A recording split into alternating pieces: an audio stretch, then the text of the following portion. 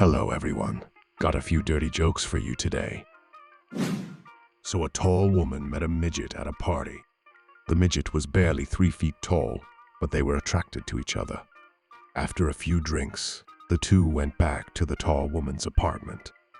"I always wondered what it will be like to screw a midget," said the woman, "especially with the size difference and all. Just take off your clothes, lie back on the bed, spread your legs, and close your eyes," said the midget. The woman did as she was told, and soon she felt the biggest thing she had ever experienced inside her. Within a few minutes, the woman had climaxed 8 times. "If you think that was good," said the midget with a smirk, "just wait till I get both legs in there." So 2 guys, Al and Joe, are bungee jumping one day. Al says to Joe, "We could make a lot of money renting our very own bungee jumping service in Mexico. They don't have it down there." Joe thinks this is a great idea, so they pool their money and buy everything they'll need: a tower, an elastic cord, insurance, and all. They travel down to Mexico and begin to set up on the square. As they are constructing the tower, a crowd begins to assemble. Slowly, more and more people gather to watch them at work.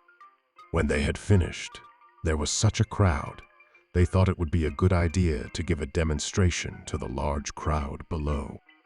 So Al jumps. Al bounces at the end of the cord, but when he comes back up, Joe notices that he has a few cuts and scratches. Unfortunately, Joe isn't able to catch him, and he goes down again, bounces, and comes back up. This time, he is bruised and bleeding. Again, Joe misses him. Al falls again and bounces back up. This time, he is pretty messed up. He's got a couple of broken bones and is almost unconscious. Luckily, Joe catches him this time and says, "What happened? Was the cord too long?"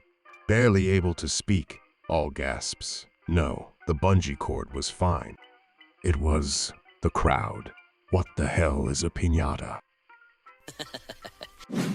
So a woman went to a Walmart service counter and tells the clerk she wants a refund for the toaster she bought because it won't work. The clerk tells her that he can't give her a refund because she bought it on special. Suddenly, the woman throws her arms up in the air and starts screaming, "Pinch my nipples! Pinch my nipples!" The befuddled clerk ran away to get the store manager in front of a growing crowd of customers.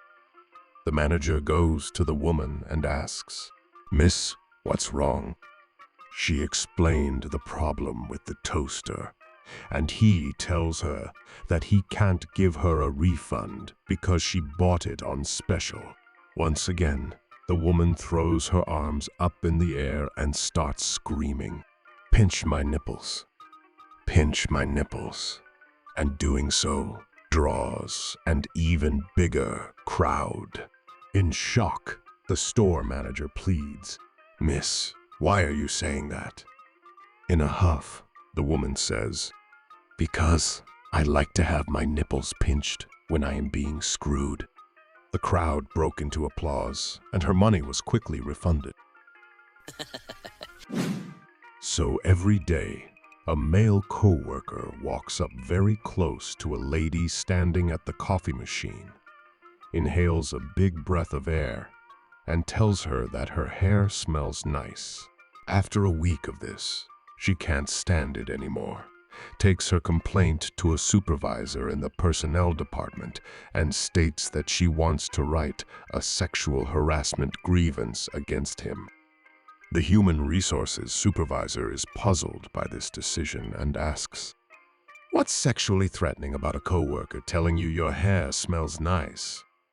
The woman replies, "It's Keith, the dwarf." So a man decided to spend the night with a hooker. When it was over, she told him to pay $500. He said he'd send it to her in an envelope marked "rent for apartment." The next day, however, he regretted that he spent the night with her and sent only $250. When she wrote him a letter asking why he didn't pay full price, he wrote her a memo saying, "Dear lady, I am including a check for $250 for your rent. I am not sending you the sum we previously agreed on, as before I rented the apartment I was given the impression that 1. The apartment had not been used before. 2. It had adequate heating. 3. It was small enough for me to feel comfortable in it. Instead, I found the apartment had been used many times before, had no heating, and was too big for me." Quite pleased with himself, he sends the letter. A few days later, the hooker responds in her own letter, saying the following: "Dear Sir, 1. You should have known such a beautiful apartment had been rented before. 2. The apartment did have adequate heating. You just didn't know how to turn it on. 3. The apartment was the perfect size. You just didn't have large enough furniture to fill it. You are hereby asked to pay the rent in full, or I will be forced to contact your current landlady." So a pirate, with a peg leg, a hook hand, and an eye patch, walks into a bar. The bartender says to him, "If you don't mind my asking, how'd you get that peg leg?" The pirate answers, "Well, mate, I was knocked overboard during a terrible storm. I spent several hours clinging to a piece of flotsam before me ship found me, but not before a shark took my leg." The bartender nods and asks, "What about the hook hand?" The pirate answers, "A few months after I lost my leg, we were boarded by some Royal Marines.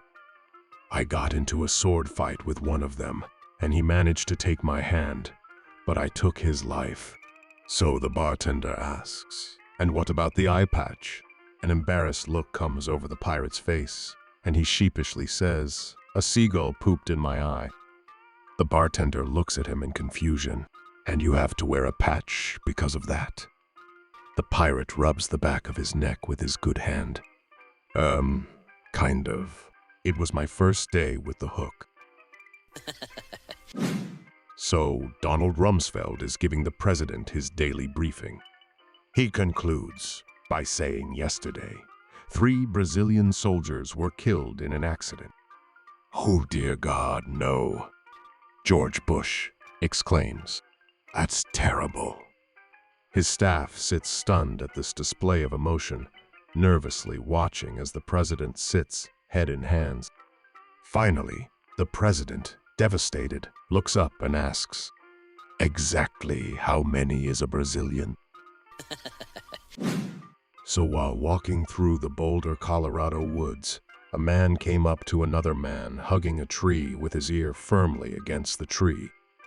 Seeing this, he inquired, just out of curiosity, "What the heck are you doing?" "I'm listening to the music of the tree," the other man replied. "You gotta be kidding me." "No. Would you like to give it a try?" "Understandably curious," the man says. "Well, okay." So he wrapped his arms around the tree and pressed his ear up against it. With this, the other guy slapped a pair of handcuffs on him, took his wallet, jewelry, car keys, then stripped him naked and left. 2 hours later, another nature lover strolled by, saw this guy handcuffed to the tree stark naked, and asked, "What the hell happened to you?" He told the guy the whole story about how he got there. When he finished telling his story, the other guy shook his head in sympathy, walked around behind him, kissed him behind the ear, and said, "This just isn't gonna be your day." So 3 men, a physicist, an engineer, and a computer scientist, were driving down the highway. Suddenly, the car started to smoke and stopped. The physicist said, "This is obviously a classic problem of torque." The engineer said, "Let's be serious. It has burned a spark of the connecting rod to the dynamo of the radiator. I can easily repair it by hammering." The computer scientist said, "What if we get out of the car, wait a minute, and then get in and try again?" So Shrek was cursed by an evil witch. The curse forced him to be unable to speak without singing. Unsure of what to do, Shrek visited Juan the wizard in the neighboring swamp. Juan told Shrek he'd need to make a potion from toadstools, eye of newt, and the bones of the freshly deceased. Shrek said he could handle the toadstools and eye of newt, but he refused to kill an innocent person to solve his problem. Juan understood and said that for a modest fee, he would break into the nearby morgue and steal one for him. Shrek agreed. The following day, Juan the wizard delivered as promised. After he left, Shrek began to prepare the potion in a large cauldron. Just as he was about to add the cadaver, Donkey burst through the door. Mortified, he screamed, "Shrek! What the hell is that?" Shrek turned and sang, "Somebody Juan stole me."